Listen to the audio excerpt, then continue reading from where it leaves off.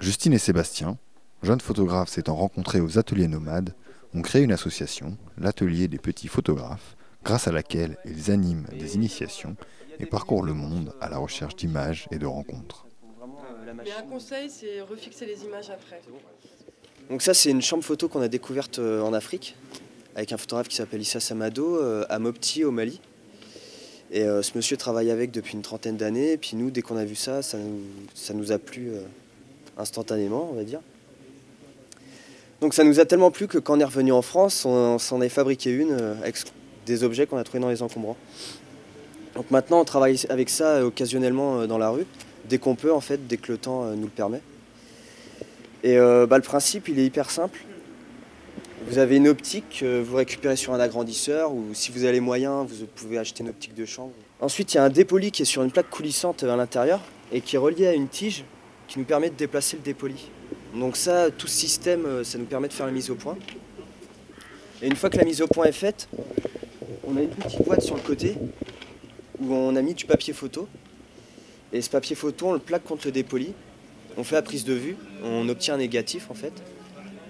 Et ensuite on le met dans les bains qui sont à l'intérieur. Donc à l'intérieur on a mis un bain de révélateur, un bain de fixateur. Donc on passe la photo qu'on a prise dans le révélateur, le fixateur. Une fois que c'est fait, on la rince à l'eau, on la remet devant et on reprend le négatif en photo. Et de ce négatif, on refait le même procédé.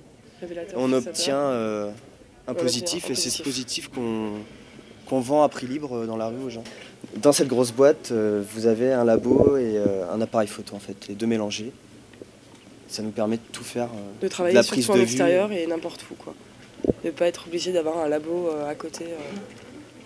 On peut développer dans le désert où on veut, même s'il n'y a pas de chambre noire. La photographie de rue est apparue avec l'invention de procédés photographiques bon marché suffisamment rapides pour capter un portrait. Mais c'est à partir des années 30 que le métier de minuteros connaît un essor sans pareil grâce à l'usage du papier argentique, plus facile à manipuler. Aujourd'hui, nous pouvons encore en rencontrer dans certains pays, comme le Portugal, le Chili, l'Inde, l'Afghanistan, la Grèce et tant d'autres. Mais leur activité s'est réduite devant l'arrivée du téléphone photographique.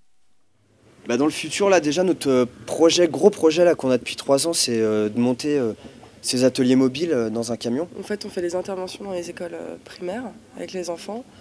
Donc on leur apprend le sténopé, la cyanotypie, le Van Dyke, différents procédés. La rue joue le rôle d'une scène qui mélange de plus en plus de pratiques. Musique, cirque, danse, et, avec la participation de nos jeunes minuteros et de leur chambre artisanale témoins d'un morceau d'histoire, la photographie.